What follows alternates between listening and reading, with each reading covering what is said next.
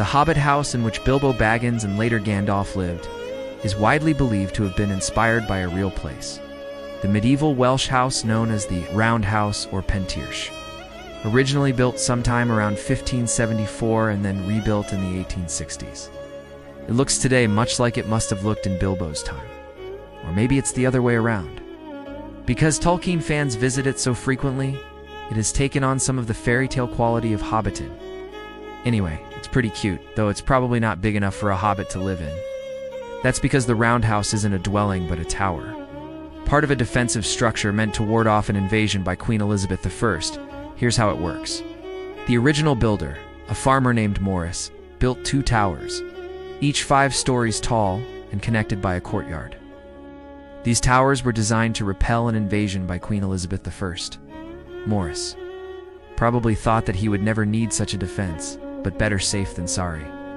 So he planted orchards, vineyards, and gardens in his courtyard and went about his life until the Queen sent an army to attack him. According to legend, they killed him during the battle. But when her soldiers entered the house, they found it empty. The Queen's forces could not figure out how to get down from the tower, so they abandoned the siege.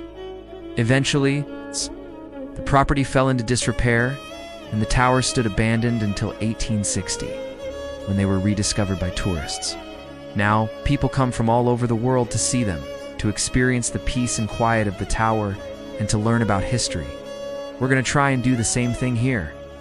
But before we go, if you could please hit the subscribe button, we'd appreciate it. Thanks. Now, let's go back to the Middle Ages.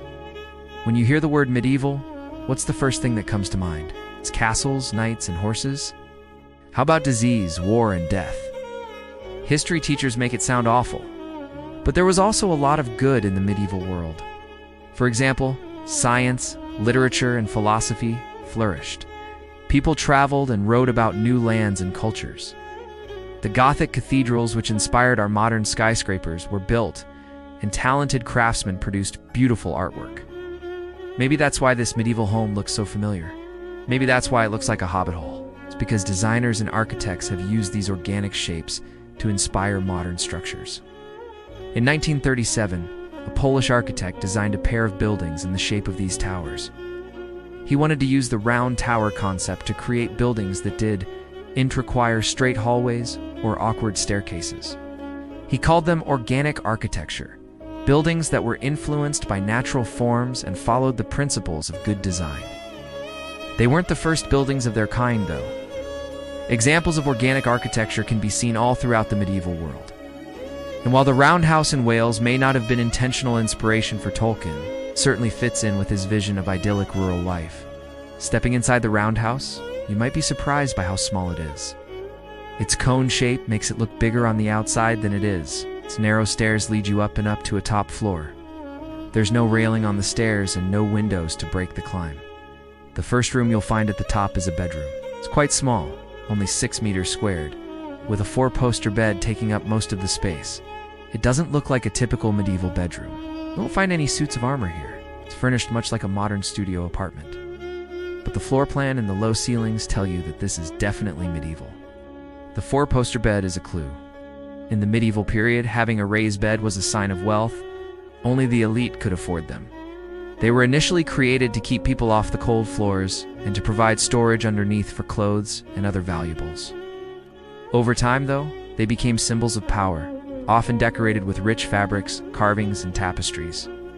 This bedroom has a simple canopy above the bed, but imagine how lavish it could have been when it was originally built. But for now, let's move on to the next floor. Going down, you might notice some irregular features, namely, a window with an oddly shaped pane.